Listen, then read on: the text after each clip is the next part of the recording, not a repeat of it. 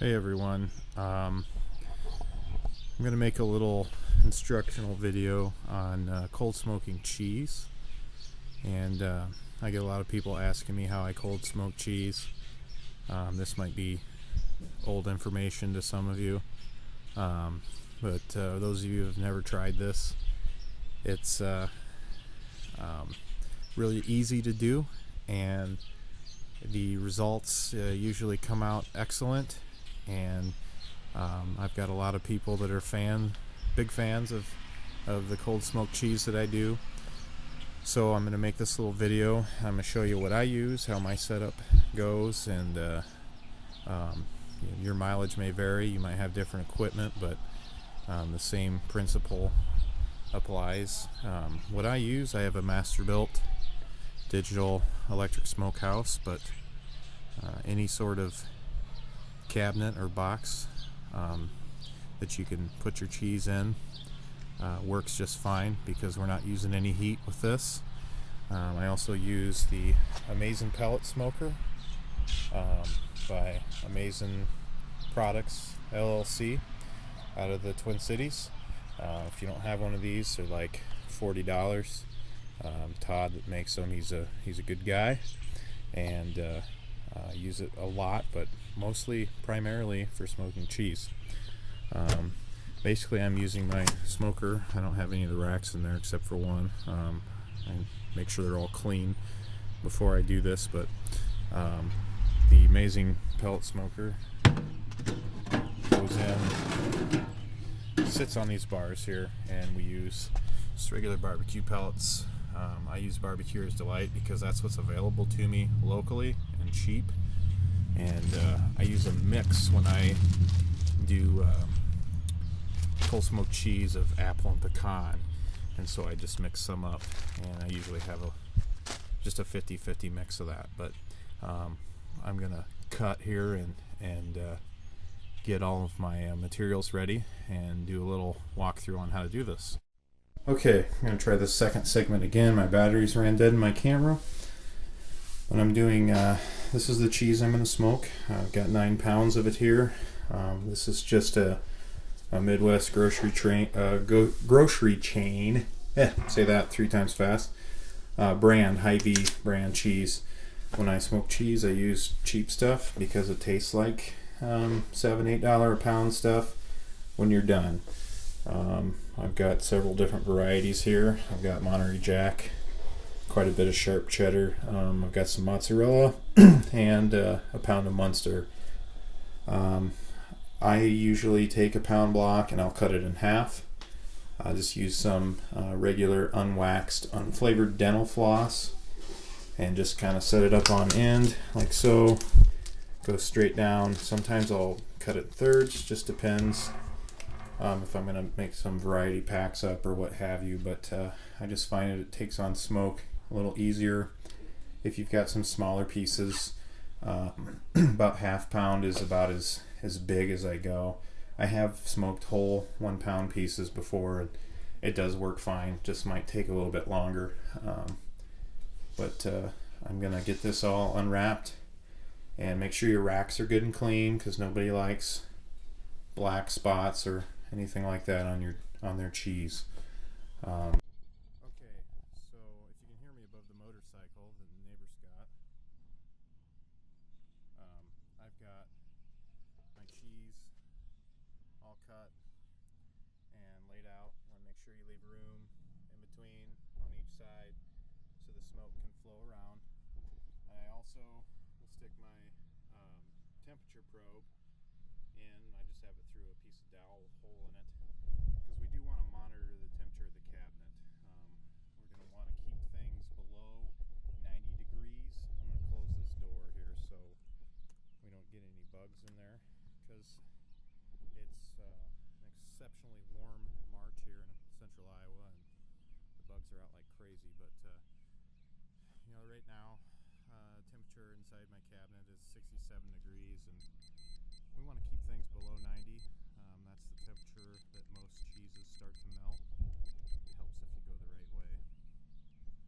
And I shouldn't have too much trouble, because it's just shy of 70 degrees here, and if things start getting too warm inside there, on my bottom rack or in the moisture pan, I can always add some ice to keep this is an insulated cabinet, it'll keep it down. Okay, so I've loaded up the Amaze-N-Pellet Smoker, and my neighbors must be working on their motorcycle because they keep interrupting here. So I use my blowtorch and we light the pellets through the hole here.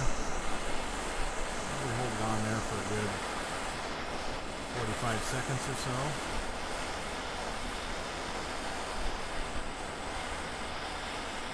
And I have found that occasionally you have to pull this thing out and light it again. But some flames going here.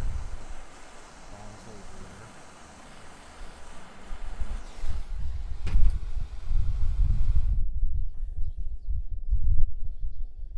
Now basically what you want to do is just kind of let that burn for a bit.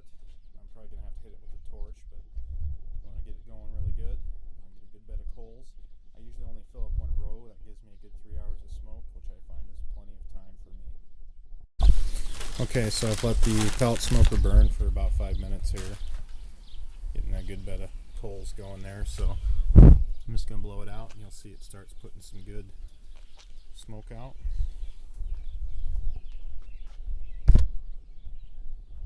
And then right into the rack we go. Bottom rails. Now I pull the chip tray out a little bit. Let's close that up. I also pull out the chip feeder tube. Airflow is key here, and you want to keep a good amount of air going through there so your pellet smoker doesn't go out. But you can see already, maybe, we've got some nice thin blue smoke coming out. And we'll check on this stuff a little bit later. Okay, we're about 45 minutes into the cold smoke here. You can see still got smoke coming out pretty good, and you can also see that ambient temperature is probably about 10 degrees lower than that, so it has only gotten up to about 69 degrees here inside my cabinet, and which is just fine. 70 degrees is a good temperature. Seeing as how this is not one of those situations where if you're looking you ain't cooking, it's okay to take a peek, so we're going to take the peek just for fun here. Lots of smoke going still. Pellet smoker's still doing its job. Not really taking on a whole lot of color yet. Possibly on the underside, but that will come with time. Latch her back up. I'm gonna let her go. I'll probably do a good 3 hours on this, and then we'll get it out and vac seal it. One thing to remember when you're cold smoking cheese, as soon as you take it off there, if you try and eat it, you're gonna think it's the most disgusting thing ever. It's like licking a dirty ashtray in a dive bar somewhere. Because you have to give it time to mellow and for the smoke to absorb, and so the best thing to do is vac seal it and give it at least 2 weeks to sit in the refrigerator vac sealed. Kind of mellows out quite a bit. Actually, even more time is better, and even then I've found it's best to, before you eat the cheese, I like to get it out of the package, slice it up, and even just let it sit on the counter for 10 or 15 minutes to kind of air out a bit. Kind of takes some of the harshness away, and that's been my experience anyway. Once again, your mileage may vary. So we'll get back to this in just a little bit. Okay, it's been about 20 minutes since I last checked in here. I did end up having to hit the pellets with the torch again to get them going. They were about ready to snuff out there, but right after my last video. But we're rolling good again. This is the kind of smoke I look for. Just like with anything, when you're smoking, you want that kind of thin blue smoke going. You don't want white smoke rolling or anything like that, but it's coming out of there pretty good. And once I did get things going again, see I'm up to 74 degrees, which is fine. Once again, just keep things under 90 and you're good to go. But it has heated up a little bit. Just goes to show you how well insulated these Masterbuilt smokers are. Okay, quick check-in here. We're just about done. Got maybe another 15 minutes or so. You'll notice, if you can see that, 78 degrees. It was 79 just a second ago. Got good smoke coming out still. Just gonna take a peek inside, see if we're getting any color. Kind of hard to see here with the flashlight, but oh yeah, it's darkening up a bit. And the bottom side usually takes a little bit better color. You can't see that, I'm sure, on the video, but there's a couple real nice spots on there. So we'll take this off and show you what it looks like when it's done. Okay, the grand finale. Just a shade over 3 hours, and this is what we've got. I've taken the liberty of flipping it over so you can kind of see some of the color that we picked up. Some pretty good color on the Monterey Jack. I don't know if you can see this here, but some of it gets a little moisture on it. I usually just take a paper towel and just kind of just blot the heavy stuff. I don't have to worry about it too much.